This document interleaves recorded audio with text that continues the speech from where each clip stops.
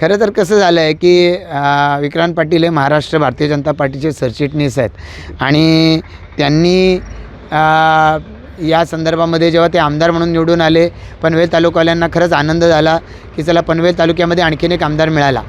आणि मला असं वाटतं की त्यांना पुढे 2029ची निवडणूक इथे आणखीन एक मतदारसंघ तयार होईल, ती लढवण्याची तयारी करायची आहे. त्यामुळे त्यांचं विशेष लक्ष या भागावरती आहे, काही अडचण नाही. पण साधारणपणानं असं बघायला मिळालेलं आहे की ज्या ठिकाणी त्यांनी निधी दिला त्या ठिकाणी निधी देत असताना भाजपच्या पदाधिकाऱ्यांना विश्वासात घेतलेलं नाही, भाजपच्या कार्यकर्त्यांना विश्वासात घेतलेलं नाही. आता अलीकडच्या काळामध्ये आमच्याकडं या तक्रारी आल्यात की कार्यकर्त्यांनी मीटिंगमध्ये उभं राहून की तुमच्याकडं आम्ही याच्यापूर्वी देखील बोललो की विकास कामांना निधी दिला जातो, ना तालुकाध्यक्षाला माहिती आहे, ना बूथ अध्यक्षाला माहिती आहे, ना तिथल्या कुठल्या पदाधिकारी कार्यकर्त्याला माहिती आहे. आणि शेका पक्षाच्या कार्यकर्त्यांना घेऊन कुठल्या तरी गावावर ओवाळ टाकलेल्या कार्यकर्त्यांना घेऊन हे कार्यक्रम झालेत. या संदर्भामध्ये त्यांना यापूर्वी देखील सांगितलं, परत त्याच्यानंतर झालं आहे. आता आम्ही प्रदेशाकडे या संदर्भामध्ये तक्रार करणार आहोत.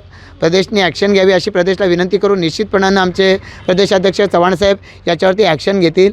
पण त्यांना आम्ही या ठिकाणी सांगितलेलं आहे की असं तुम्ही करू नका.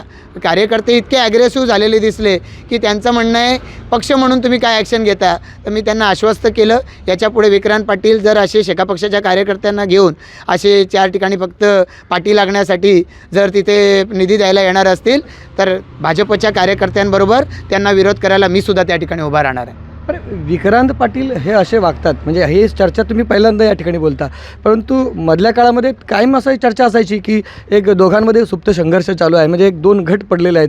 ही कितपत म्हणजे पक्षासाठी चांगली गोष्ट आहे? म्हणजे तुम्ही आता तर जाहीरच आरोप करायला लागले. नाही, असं आहे की मला हा विषय मीडियासमोर मांडायचा नव्हता, तुम्ही विचारला आहे. आणि आता या निवडणुका समोर आहेत, त्यामुळे लोकांच्या मध्ये जात असताना कुठं संभ्रम नसावा.